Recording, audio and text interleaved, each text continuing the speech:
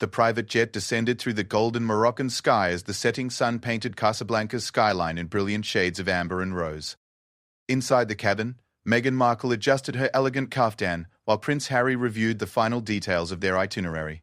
Neither could have imagined that this 3-day visit to Morocco would become one of their most meaningful royal tours, touching hearts across continents and creating memories that would last a lifetime.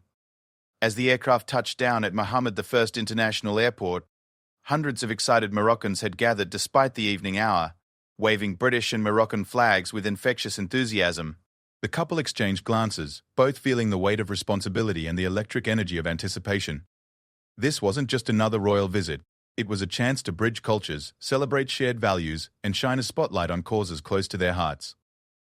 What unfolded over the next 72 hours would be filled with unexpected moments of genuine connection, cultural discoveries that surprised even seasoned royal watchers, and touching encounters that would remind the world why the monarchy's soft diplomacy remains so powerful. From the bustling souks of the old Medina to the quiet classrooms where dreams were being nurtured, Harry and Meghan's Moroccan adventure was about to begin. The warm Moroccan air embraced the Duke and Duchess of Sussex as they stepped onto the red carpet that had been rolled out at Mohammed V International Airport. The scene was electric with anticipation as hundreds of well-wishers, many holding small British and Moroccan flags, cheered from behind carefully arranged barriers. The couple, both visibly moved by the enthusiastic welcome, waved and smiled as they made their way toward the waiting delegation of Moroccan officials. Prince Harry, dressed in a navy suit perfectly tailored for the warm climate, walked hand in hand with Meghan, who had chosen a stunning red Valentino dress that seemed to capture the vibrant spirit of Morocco itself. The color choice was deliberate and respectful, as red holds special significance in Moroccan culture, symbolizing strength and valor. Her pregnancy was just beginning to show, adding an extra layer of excitement to an already momentous occasion. Ambassador to Morocco, Thomas Riley, greeted the couple with warm smiles and the traditional Moroccan welcome of dates and milk, a gesture that immediately set the tone for what would be a deeply cultural and authentic experience. The couple accepted the offerings graciously, with Meghan later commenting that the dates were the sweetest she had ever tasted, a small moment that would later be shared widely on social media, endearing her even further to the Moroccan people. The royal motorcade wound through the bustling streets of Casablanca as the sun began to set, painting the white buildings in shades of gold and pink. Through the windows of their vehicle, Harry and Meghan caught glimpses of daily Moroccan life. Children playing football in small courtyards, women in colorful kaftans chatting animatedly outside local cafes, and vendors closing up their stalls for the evening. The authenticity of these moments struck both of them immediately, a refreshing contrast to the sometimes sterile nature of official royal visits. Their first stop was the magnificent Hassan II Mosque, one of the largest mosques in the world, and a stunning example of Moroccan architectural achievement. As their car approached the imposing structure, both Harry and Meghan were visibly awed by its grandeur. The mosque, which can accommodate over 100,000 worshippers, stands partially over the Atlantic Ocean, its minaret rising 210 meters into the sky, making it the tallest religious structure in the world. The couple was met by the mosque's chief imam, Mohammed Fizazi, who personally guided them through the sacred spaces. Despite not being Muslim, they were welcomed with extraordinary warmth and respect. The imam explained the intricate details of the mosque's construction, pointing out the hand-carved marble, the cedar wood from Morocco's Middle Atlas Mountains, and the stunning geometric patterns that adorned every surface. Meghan was particularly fascinated by the women's section of the mosque, where she learned about the important role women play in Moroccan Islamic tradition. The imam shared stories of female scholars and leaders throughout Moroccan history, painting a picture of a culture that, while traditional, has always valued the contributions of women. This conversation would later influence many of the couple's activities during their visit as they sought to highlight female empowerment initiatives throughout Morocco. As they explored the mosque's magnificent prayer hall with its retractable roof that opens to the heavens, Harry shared his own reflections on faith and service. Having served in Afghanistan, he had developed a deep respect for Islamic culture and traditions, and this visit felt like a meaningful continuation of his journey to understand different faiths and their contributions to global peace and understanding. The evening concluded with a private dinner at the residence of the British ambassador, where they met with prominent members of Morocco's civil society, including educators, entrepreneurs, and activists. The conversation flowed freely between English, French, and Arabic, with translators helping bridge any linguistic gaps. What emerged was a picture of a Morocco that was rapidly modernizing while maintaining its rich cultural heritage. One particularly moving moment came when they met Aisha Echena, a pioneering Moroccan woman who had started a foundation supporting single mothers, a cause very close to Meghan's heart. As Aisha shared her story of overcoming societal challenges to help other women, Meghan listened intently, occasionally reaching out to squeeze the older woman's hand in solidarity and support. The dinner also featured traditional Moroccan cuisine, including tagine, couscous, and pastries dripping with honey and almonds. Harry, known for his adventurous palate, tried everything offered, while Meghan, mindful of her pregnancy, was careful but enthusiastic about experiencing the authentic flavors of Morocco. The chef later revealed that he had prepared special dishes with Meghan's condition in mind, using gentle spices and ensuring everything was perfectly safe for expectant mothers. As the evening wound down, both Harry and Meghan stepped onto the ambassador's terrace, which offered a stunning view of the Atlantic Ocean. The sound of waves crashing against the shore mixed with the distant call to evening prayer from nearby mosques, creating a symphony that seemed to capture the essence of Morocco itself. They stood together in comfortable silence, both processing the overwhelming warmth and hospitality they had already experienced in just their first few hours in the country. Local media had been respectfully positioned to capture key moments of the visit, and the images of the couple's genuine engagement with Moroccan culture quickly spread across social media platforms. Unlike many royal visits that can feel formal and distant, this trip was already demonstrating the couple's commitment to authentic cultural exchange and meaningful connection. The security arrangements, while necessarily comprehensive, had been designed to allow for maximum interaction with local people. This approach would prove crucial in the coming days, as some of the most memorable moments of the trip would come from unplanned interactions with everyday Moroccans who would share their stories, hopes, and dreams with the royal visitors. As they prepared to retire for the evening at their accommodation, a beautifully restored riad in the heart of Casablanca, both Harry and Meghan reflected on the day's experiences. The warmth of their welcome had exceeded all expectations, and they were both eager to dive deeper into Moroccan culture over the coming days. The riad itself was a work of art, featuring traditional Moroccan architecture with modern amenities. Every room told a story, from the intricate tile work known as zalija to the carved plaster decorations called tadalakt. Their suite overlooked a peaceful courtyard with a fountain at its center, the gentle sound of water providing a soothing backdrop to their first night in Morocco. Staff at the riad had prepared traditional mint tea service, and as they sipped the sweet, refreshing beverage, Harry and Meghan discussed their hopes for the remainder of their visit. They were particularly excited about the educational initiatives they would visit, as both were passionate advocates for equal access to quality education, regardless of gender or economic background. The couple's social media team, working closely with Kensington Palace's communications department, had prepared to share highlights of the visit while respecting local customs and the privacy of individuals they would meet. The goal was to showcase Morocco's rich culture and the important work being done by various organizations, rather than simply focusing on the royal visitors themselves. As their first day in Morocco came to a close, both Harry and Meghan felt a deep sense of gratitude for the opportunity to experience such genuine hospitality and cultural richness. The foundation had been laid for what promised to be an extraordinary 3 days of discovery, connection, and meaningful engagement with one of Africa's most vibrant cultures.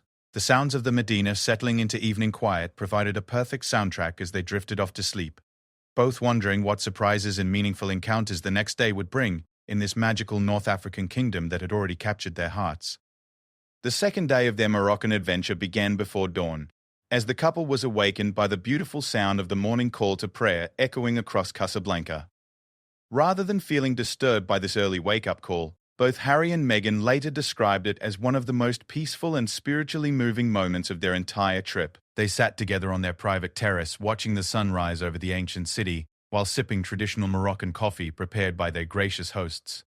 Their first official engagement of the day was a visit to the Lycée Qualifiant Youssef, a secondary school in the heart of Salé, near Rabat. This wasn't just any educational facility, it was part of Morocco's ambitious national education reform program, designed to provide quality education to students from all socioeconomic backgrounds.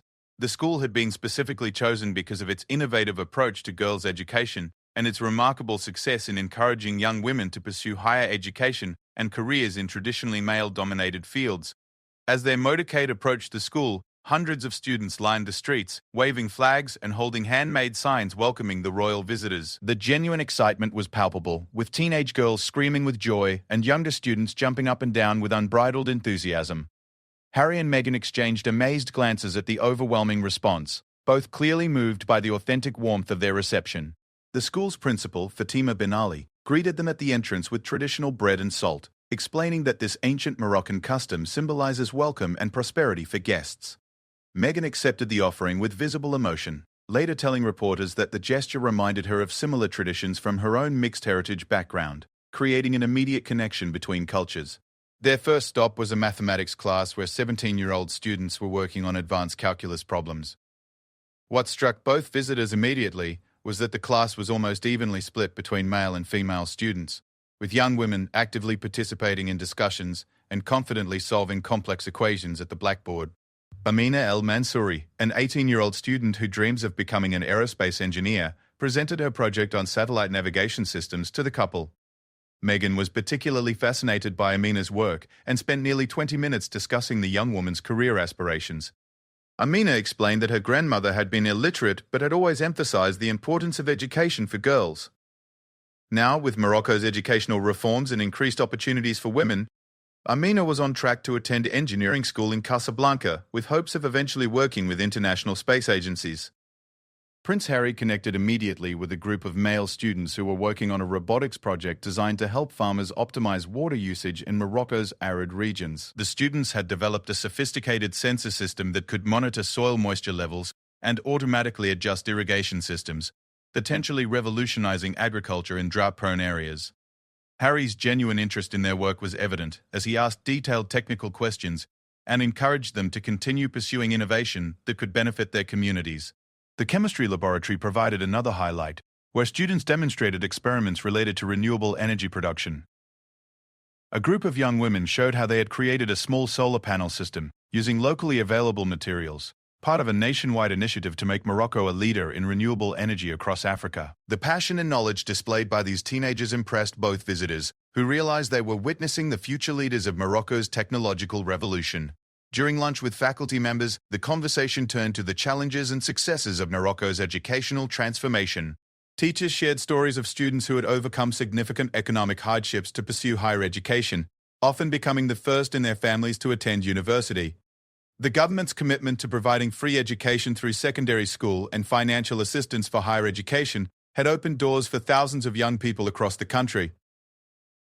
One particularly moving story involved Khadija, a teacher who had grown up in rural Morocco, where girls traditionally were not encouraged to pursue education beyond elementary school. Through determination and family support, she had become the first woman from her village to attend university and had returned as a teacher to inspire the next generation. Her story exemplified the transformation happening across Morocco as traditional attitudes towards women's education continued to evolve. The afternoon was spent in Rabat's Medina, where the couple experienced the vibrant heart of Moroccan commercial and cultural life. Unlike many tourist experiences, this was an authentic immersion into daily Moroccan life. They wandered through narrow alleys lined with shops selling everything from hand-woven carpets to aromatic spices, leather goods, and intricate metalwork. Their guide, Hassan Ben Jalaun, was a master craftsman who had learned traditional Moroccan leatherworking from his father and grandfather. In his small workshop tucked away in a quiet corner of the Medina, he demonstrated the ancient techniques used to create the beautiful leather goods for which Morocco is famous worldwide. Harry tried his hand at tooling leather, creating a small bookmark that he planned to give to his father, while Meghan was fascinated by the natural dyes used to create the vibrant colors that make Moroccan leather so distinctive. The spice market provided a sensory overload of colors, aromas, and flavors that neither visitor would ever forget. Vendor Mohammed Alawi explained the medicinal and culinary properties of various spices, from the anti-inflammatory benefits of turmeric to the digestive properties of ginger and mint. Meghan, always interested in natural health and wellness, was particularly intrigued by Ras El Hanout, a complex spice blend that can contain over 30 different ingredients and varies from family to family across Morocco. Their exploration led them to a women's cooperative that specialized in producing argan oil. The cooperative provided economic opportunities for rural women while preserving traditional extraction methods that had been passed down through generations. The women demonstrated the labor-intensive process of cracking argan nuts by hand and extracting the precious oil that has become internationally renowned for its cosmetic and culinary properties. Aisha Ben Musa, the cooperative's president, explained how membership had transformed the lives of over 200 women in her region. Many had gone from having no independent income to becoming successful entrepreneurs who could support their families and send their children to school. The pride in her voice was unmistakable as she described women who had used their earnings to start small businesses, purchase homes, or fund their children's university education. The couple participated in the traditional argan oil extraction process, taking turns operating the stone mills used to grind the nuts. The physical effort required gave them new appreciation for the work these women performed daily, and both committed to supporting fair trade initiatives that ensure artisans receive appropriate compensation for their skilled labor. As evening approached, they attended a cultural performance featuring traditional Moroccan music and dance. The Niwa musicians, descendants of West African slaves who had been brought to Morocco centuries earlier, performed hypnotic rhythms on their metal kakaba castanets and center bass lutes. The music told stories of struggle, resilience, and cultural fusion that resonated deeply with both visitors, particularly given the couple's own experiences with cultural identity and belonging. Young dancers performed traditional Berber dances, their colorful costumes swirling as they moved to ancient rhythms that predated the Arab conquest of Morocco. The performances weren't staged for tourists, but were authentic expressions of Morocco's diverse cultural heritage, representing the Berber, Arab, and African influences that have shaped the country over millennia. The day concluded with dinner in a traditional riad, where they met with young Moroccan entrepreneurs who were using technology and innovation to address social challenges. One young woman had developed a mobile app connecting rural artisans directly with international buyers, eliminating middlemen and ensuring crafters received fair prices for their work. Another had created a platform for crowdfunding educational expenses for underprivileged students. These conversations reinforced the couple's growing understanding of Morocco as a country successfully balancing respect for tradition with embrace of modernity. Young Moroccans weren't abandoning their cultural heritage, but were finding innovative ways to build upon it while addressing contemporary challenges.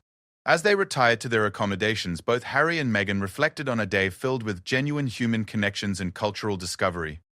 The authentic warmth of every person they had met, from students to teachers to artisans and entrepreneurs, had created lasting impressions that went far beyond typical royal visit experiences. The couple spent time that evening reviewing photos and notes from the day, already planning ways to maintain connections with some of the organizations and individuals they had met. Both felt they had witnessed something special in Morocco, a society that honors its past while confidently building its future, with education and opportunity serving as bridges between tradition and progress. Their final moments of the day were spent on their riad's rooftop terrace, looking out over the twinkling lights of the Medina, while listening to the gentle sounds of the city settling into evening quiet. Both agreed that this day had provided some of their most meaningful royal engagement experiences, reinforced by authentic cultural exchange and genuine human connection. The third day brought the most anticipated and formal aspect of their Moroccan visit, an audience with His Majesty King Mohammed VI at the Royal Palace in Rabat. The golden morning sun cast long shadows across the palace grounds as the Duke and Duchess of Sussex arrived, for what would prove to be one of the most personally meaningful encounters of their entire trip. The Royal Palace of Rabat stands as a magnificent example of traditional Moroccan architecture, its salmon-colored walls and intricate geometric patterns representing centuries of craftsmanship and artistic heritage. As their vehicle passed through the ornate gates, both Harry and Meghan were struck by the palace's understated elegance, grand without being ostentatious, traditional yet clearly modern in its amenities and security arrangements. King Mohammed VI, known throughout Morocco and internationally for his progressive approach to monarchy and social reform, greeted the couple with warmth that immediately put them at ease. The 48-year-old monarch, casually dressed in a traditional jalabar robe rather than formal Western attire, embodied the balance between tradition and modernity that characterized contemporary Morocco. Their private meeting lasted nearly 2 hours, far exceeding the scheduled 45 minutes, as the three royals discovered common ground in their shared commitment to education, women's rights, and sustainable development. King Mohammed VI spoke passionately about Morocco's constitutional reforms that had expanded women's rights and increased democratic participation, while Harry and Meghan shared their own experiences with charitable work and social advocacy. The conversation revealed fascinating parallels between the British and Moroccan royal approaches to modern monarchy. Both institutions were navigating the challenge of maintaining cultural relevance while honoring centuries-old traditions. King Mohammed VI's reforms had transformed Morocco's political landscape, much as the British royal family was evolving to meet contemporary expectations of transparency and social engagement. Meghan was particularly moved by the king's description of Morocco's Moudawana family law reforms, which had significantly improved women's rights in marriage, divorce, and child custody matters. These changes, implemented despite resistance from conservative elements, demonstrated the monarch's commitment to gender equality and social progress. The king explained that these reforms weren't imposed from above, but emerged from extensive consultations with women's organizations, religious scholars, and civil society groups. Prince Harry found common ground with the king regarding military service and national security challenges.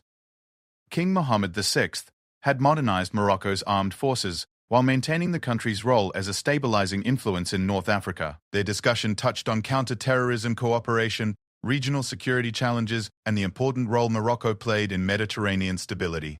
The formal audience was followed by a traditional Moroccan lunch featuring dishes from across the kingdom's diverse regions. The meal began with harira, a rich tomato-based soup traditionally served during Ramadan, followed by pastilla, a delicate pastry filled with pigeon meat, almonds, and aromatic spices that represented the sophistication of Moroccan cuisine at its finest.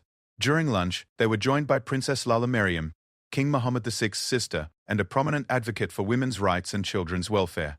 The princess had founded numerous charitable organizations and served as Morocco's goodwill ambassador for various United Nations initiatives. Her conversation with Meghan about balancing royal duties with motherhood and personal advocacy proved particularly valuable, as both women shared experiences of using their platforms to advance social causes.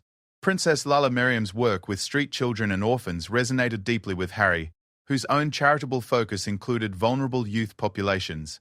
She described innovative programs that provided education, vocational training, and psychological support for Morocco's most disadvantaged children. The princess had personally overseen the development of residential facilities that felt like homes rather than institutions, ensuring children received individual attention and support needed for successful reintegration into society. The afternoon brought an unexpected surprise when King Mohammed VI invited the couple to visit his private stables, home to some of Morocco's finest Arabian and Berber horses. The monarch was an accomplished equestrian, and both Harry and Meghan shared his passion for horses. They spent over an hour touring the facilities, meeting the horses, and learning about Morocco's centuries-old tradition of horse breeding and training. One particular horse, a magnificent white Arabian stallion named Berik, captured Meghan's attention immediately. The king explained that Berik was descended from horses that had been gifts between Moroccan and British royalty over 2 centuries earlier, representing the long diplomatic relationship between their two kingdoms. When Meghan gently stroked Berik's neck, the horse responded with unusual calmness, leading to jokes about the Duchess possessing natural horse whispering abilities. Harry was invited to observe a traditional Moroccan equestrian demonstration featuring Tibourida, a spectacular display of horsemanship where riders in traditional dress charge in formation while firing rifles into the air. The skill and coordination required impressed Harry immensely, as riders demonstrated techniques that had been passed down through generations of Berber warriors and remained largely unchanged for centuries. The king shared stories of his own riding experiences, including childhood memories of learning from royal stable masters who had served his father, King Hassan II. These personal anecdotes revealed a more informal side of the Moroccan monarchy and strengthened the personal connection developing between the 3 royals throughout their extended visit. Their afternoon concluded with a private tea ceremony in the palace gardens, where they were joined by several young Moroccan leaders working in fields ranging from renewable energy to women's entrepreneurship. The king had specifically chosen these individuals to demonstrate Morocco's emerging generation of changemakers who were building upon traditional values while addressing contemporary challenges. Among these young leaders was Yasmin Benchakroun, a 28-year-old engineer who had developed innovative solar panel systems specifically designed for Morocco's diverse climate conditions. Her company employed over 200 people, many of them women engineers who had graduated from Moroccan universities that had expanded their STEM programs in recent years.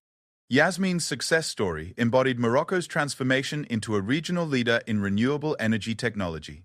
Another guest, Ahmed Ben Ali, had created a network of rural internet cafes that provided digital literacy training and online access to remote communities across Morocco. His work was bridging the digital divide while preserving local culture and traditions.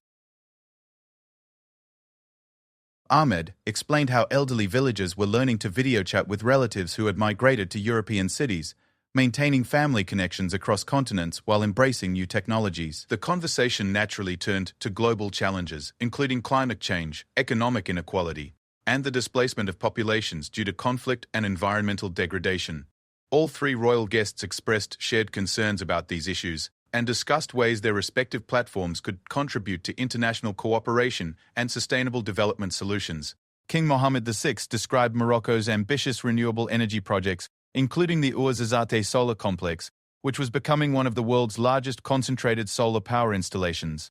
The project represented Morocco's commitment to reducing carbon emissions while achieving energy independence, potentially positioning the country as an energy exporter to Europe within the next decade. As evening approached, the king extended an unexpected invitation for the couple to remain for dinner, breaking protocol in favor of continuing their engaging conversations.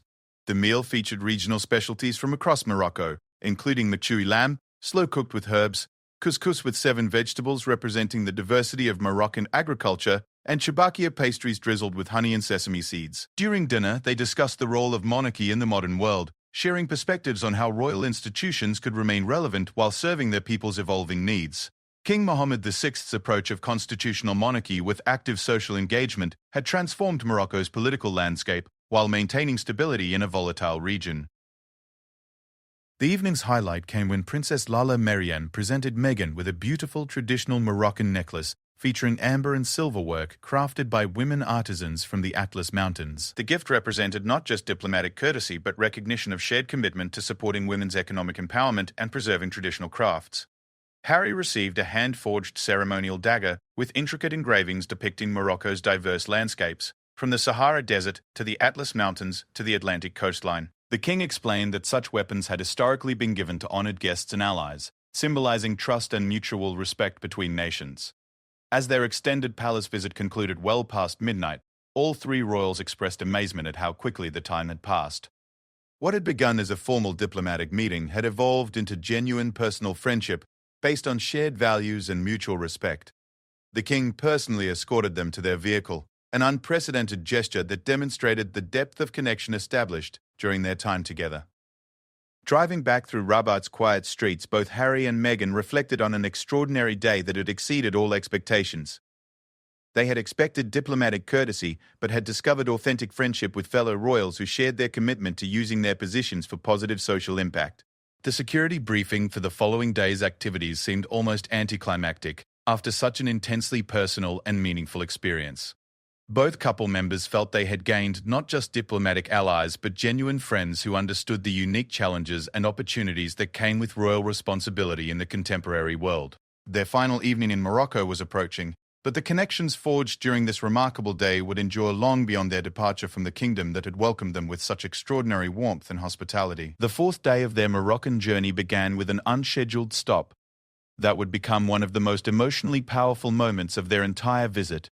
While traveling to their planned engagement at a rural school in the Atlas Mountains, their convoy encountered a small roadside gathering where local villagers had assembled hoping to catch a glimpse of the royal visitors. Instead of simply waving from their vehicle windows, Harry and Meghan made the spontaneous decision to stop and greet these unexpected well-wishers. This unplanned interaction would lead to some of the most authentic and touching exchanges of their entire trip, demonstrating the genuine human connections that make royal visits truly meaningful. Among the crowd was Fatima Ouali, a 62-year-old grandmother who had walked 3 hours from her mountain village with her 10-year-old granddaughter, Aisha, hoping to see the Duke and Duchess. Fatima spoke only Arabic and Berber, but when Meghan approached her with a warm smile and gentle touch, no translation was necessary. The elderly woman began crying tears of joy, clasping Meghan's hands while speaking rapidly in Arabic. Through a local translator, Fatima explained that she had never imagined she would meet royalty from any country. She had heard about the visit on a battery-powered radio and convinced her granddaughter to make the long journey because she wanted the young girl to witness history and believe that anything was possible in her life. The grandmother's words, translated into English, moved both Harry and Meghan to tears. Young Aisha, initially shy and hiding behind her grandmother's traditional robes, gradually warmed up when Harry knelt to her level and began showing her photos on his phone of his own family, including pictures of his late mother, Princess Diana. The universal language of family photos transcended all linguistic barriers, and soon Aisha was giggling and pointing at the images while chattering excitedly in Berber. What made this encounter particularly special was Fatima's story, which emerged through patient translation.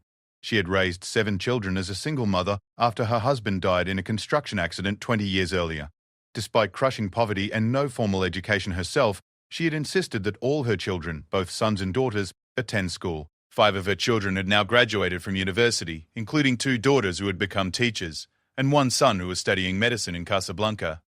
Fatima's pride in her children's achievements was evident even across language barriers. She pulled out carefully preserved photographs of graduation ceremonies, her weathered hands trembling slightly as she showed images of her children in caps and gowns.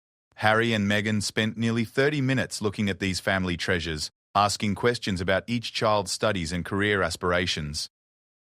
The grandmother's story exemplified the transformation happening across rural Morocco, where government investment in education and infrastructure was opening opportunities previously unimaginable for village families. Fatima represented countless parents who sacrificed everything to ensure their children could build better lives through education. When it came time to continue their journey, Fatima pressed a small hand-woven bracelet into Meghan's hands, explaining through the translator that she had made it herself using traditional Berber techniques her own grandmother had taught her. The simple gift, created from wool dyed with natural plant colors, became one of Meghan's most treasured souvenirs from Morocco. Their planned destination was the Asni Atlas Foundation School, located in a remote village nestled in the foothills of Morocco's Atlas Mountains. The journey required traveling on winding mountain roads that offered breathtaking views of snow-capped peaks and terraced agricultural fields that had been cultivated for centuries using sustainable farming methods. The school served over 300 children from surrounding villages, many of whom walked miles each day to attend classes. What made this institution special was its innovative approach to education that combined modern curriculum with preservation of local Berber culture and traditions. Students learned mathematics, science, and languages while also studying traditional crafts, oral history, and sustainable agriculture techniques. Principal Mohammed Aziz had transformed what was once a one-room schoolhouse into a comprehensive educational center that included science laboratories, computer rooms, and workshops for traditional crafts. His vision was to ensure that children could pursue higher education and modern careers while maintaining connection to their cultural heritage and community roots. The couple's first stop was a 4th-grade classroom, where children were learning about renewable energy through hands-on experiments with solar panels and wind turbines. 10-year-old students explained their projects with enthusiasm and knowledge that impressed both visitors. One young girl, Amina, demonstrated how her solar-powered water pump could irrigate her family's vegetable garden using energy from the sun. These children represented the future of rural Morocco, connected to their traditions but equipped with modern skills and global awareness. Many spoke 3 languages fluently: Berber, Arabic, and French, with some also learning English. Their ease in switching between languages during conversations with the royal visitors demonstrated the multilingual reality of contemporary Morocco. In the school's workshop area, Harry tried his hand at traditional Berber carpet weaving, while Meghan learned to create pottery using techniques unchanged for generations. Local master craftsmen guided their efforts with patience and humor, creating moments of genuine cultural exchange. The children found great entertainment watching the Duke struggle with the complex weaving patterns, while offering helpful suggestions and encouragement. The school's library, though modest in size, contained books in multiple languages and computers connected to satellite internet that linked these mountain children to educational resources worldwide. Students demonstrated video calls with partner schools in other countries, showing how technology was breaking down geographical barriers while enhancing rather than replacing traditional learning methods. Lunch was served in the school courtyard, featuring dishes prepared by local mothers using ingredients grown in community gardens maintained by the students. The meal included tagines with vegetables and herbs cultivated, using traditional sustainable agriculture techniques that maximize production while conserving water and protecting soil health. During lunch conversations with teachers and parents, themes of hope and determination dominated discussions. These rural communities had embraced education as the pathway to improved living standards while maintaining strong cultural identities. Parents spoke proudly of children who had become doctors, engineers, and teachers while remaining connected to their village roots. One particularly moving conversation involved Brahim Hussein, whose daughter had become the first person from their village to attend university. She was now studying veterinary medicine and planned to return to serve rural communities that desperately needed animal health services for their livestock-dependent economies. Her success had inspired dozens of other village children to pursue higher education. The afternoon brought visits to family homes, where the couple experienced authentic rural Moroccan hospitality. They were welcomed into modest dwellings, where multiple generations lived together, sharing stories, meals, and responsibilities. These homes, while simple, were filled with warmth, laughter, and pride in family achievements and cultural traditions. In one home, they met 90-year-old Lala Khadija, a village elder who served as an unofficial historian and traditional medicine practitioner. Through translators, she shared stories of the region's history, including tales of resistance against colonial occupation and legends of Berber queens who had ruled these mountains centuries earlier. Her stories brought ancient history to life, connecting past struggles to present achievements. Lala Khadija also demonstrated traditional healing practices using herbs and plants gathered from the surrounding mountains. While carefully noting that these practices complemented rather than replaced modern medical care, she explained how traditional knowledge about medicinal plants was being documented and studied by researchers working to develop new pharmaceutical treatments. The elderly woman's memory was remarkable, and she recited poetry in Berber that celebrated the natural beauty of the Atlas Mountains and honored ancestors who had preserved their culture through centuries of change. Her recitations, accompanied by traditional musical instruments played by village men, created an impromptu cultural performance that moved both visitors deeply. As evening approached, the entire village gathered for a celebration featuring traditional music, dance, and storytelling. Children performed dances their grandparents had taught them, while adults shared songs that had been passed down through generations. The celebration wasn't staged for the royal visitors, but represented authentic community traditions that continued to thrive in these mountain villages. Harry joined village men in traditional drumming, quickly picking up basic rhythms while being good-naturedly teased about his technique. Meghan was invited to participate in women's songs that celebrated important life events like marriages, births, and harvests. Though she couldn't understand the words, she found herself swept up in the rhythms and melodies that seemed to connect her to something ancient and universal. The day concluded with the couple being declared honorary members of the village community in a traditional ceremony conducted by the village elder council. They were presented with traditional Berber clothing and invited to return whenever they wished, with promises that they would always be welcomed as family members. As their vehicles prepared to depart the mountain village, dozens of children ran alongside, waving and calling out in multiple languages. The image of these bright, hopeful young faces illuminated by vehicle headlights would remain with both Harry and Meghan as one of their most cherished memories from Morocco. The drive back to Casablanca provided time for reflection on a day that had challenged assumptions and created lasting emotional connections. Both realized they had experienced something rare in royal visits: authentic human connection unmediated by formal protocol or political considerations. Their final evening in Morocco was approaching, but the relationships formed during this remarkable day in the Atlas Mountains had created bonds that would endure far beyond their departure from this magical kingdom that had shared its heart so generously with two foreign visitors. The final day of their Moroccan adventure dawned with a bittersweet quality that both Harry and Meghan felt deeply. Their packed schedule included several last-minute engagements, but underlying everything was the knowledge that this transformative journey was drawing to a close. The connections they had made, the stories they had heard, and the culture they had experienced had exceeded every expectation and left profound impacts on both visitors. Their morning began with a surprise visit to the SOS Children's Villages in Agadir, an organization providing family-based care for orphaned and abandoned children across Morocco. This unscheduled stop had been added at Meghan's specific request after learning about the organization's innovative approach to child welfare during conversations with Princess Lala Meriem. The facility housed over 60 children ranging in age from infants to teenagers, organized into family-style homes with house mothers who provided stable, loving environments.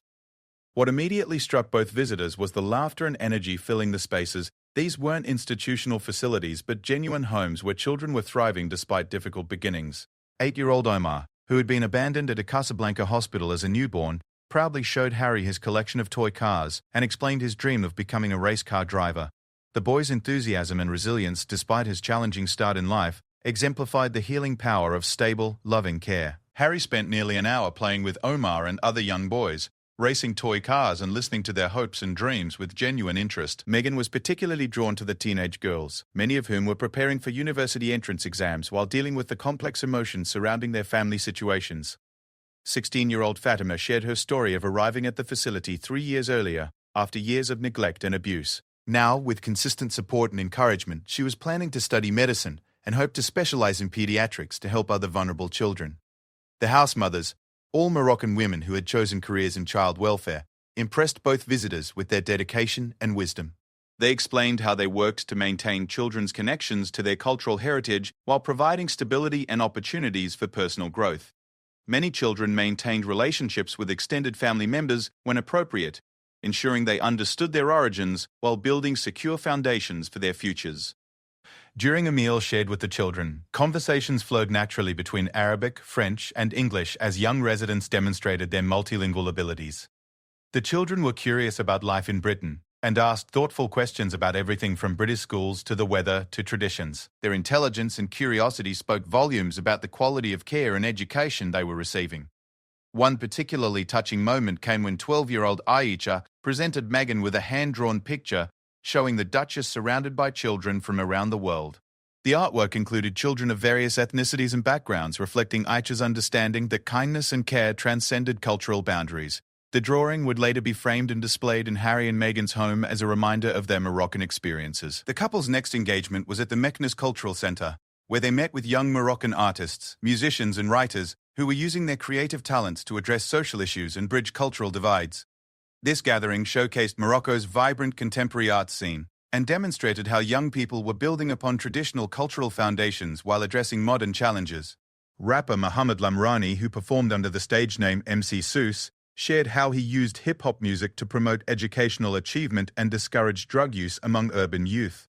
His lyrics combined traditional Berber poetry with contemporary beats, creating music that resonated with young audiences while carrying positive messages about personal responsibility and community engagement. Visual artist Sarah Benani displayed paintings that depicted Moroccan women in both traditional and contemporary roles, celebrating the evolution of women's status while honoring cultural heritage. Her work had been exhibited internationally, helping global audiences understand Morocco's complex cultural dynamics and the ongoing empowerment of Moroccan women. The center's director, Professor Ahmed Shtatu, explained how these young artists represented Morocco's soft power potential. Their creative work was building bridges between Morocco and the world while preserving and evolving traditional cultural expressions.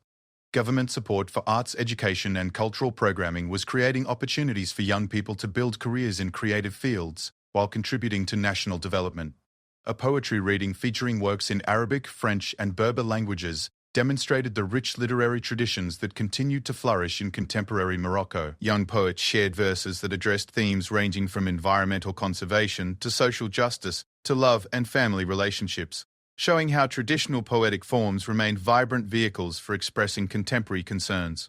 The final formal engagement of their visit was a reception at the British ambassador's residence, where they met with representatives from various organizations they had encountered during their stay. This gathering allowed for reflection on shared experiences and discussion of potential ongoing collaborations between British and Moroccan institutions.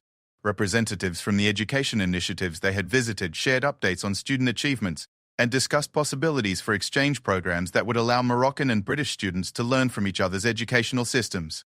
Several organizations expressed interest in partnering with British charities that shared similar missions and values. The women's cooperative leaders they had met earlier presented a proposal for expanding their argan oil and handicraft production through partnerships with British retailers committed to fair trade practices. These business relationships could provide sustainable income for hundreds of rural women while bringing authentic Moroccan products to international markets.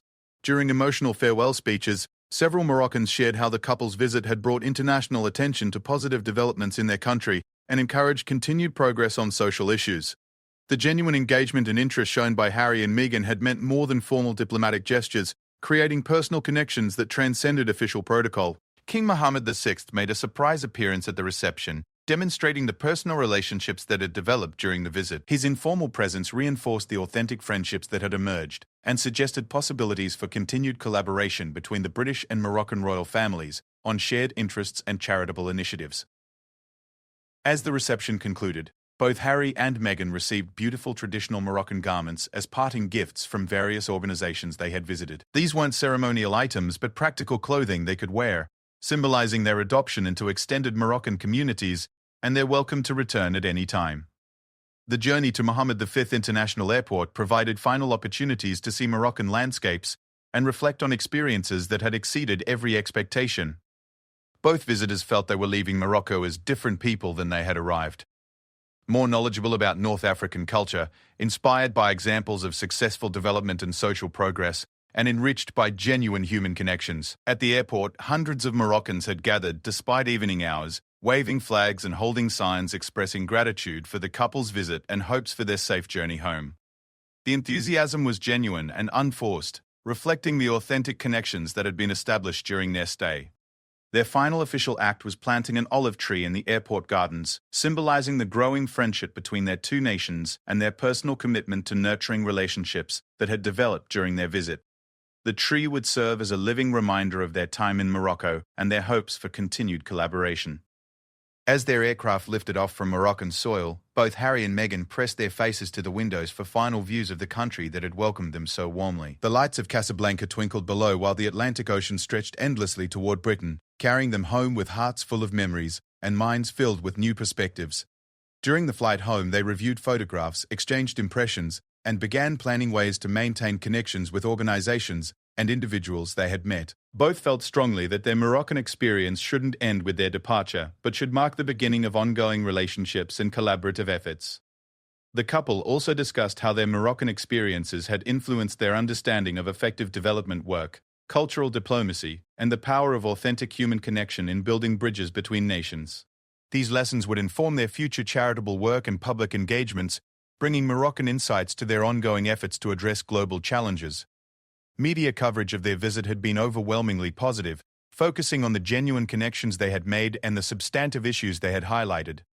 Unlike some royal visits that generated coverage primarily about fashion and protocol, their Moroccan journey had drawn attention to education, women's empowerment, cultural preservation, and sustainable development. As they approached British airspace, both Harry and Meghan felt profound gratitude for the opportunity to experience Morocco's hospitality and wisdom. They had arrived as royal visitors conducting official duties but were returning as individuals enriched by cultural exchange and human connection that would influence them for years to come. Their Moroccan adventure had demonstrated the transformative potential of authentic cultural engagement and the universal power of human kindness to bridge any divide. The memories created and relationships formed would endure as reminders that despite surface differences, people everywhere share common hopes, dreams, and values that unite rather than divide. Morocco had given them far more than they could have imagined when they first stepped onto the tarmac at Mohammed V International Airport, and they were already planning ways to honor that gift through continued friendship and collaboration with the remarkable people who had opened their hearts and homes to two grateful visitors from across the sea.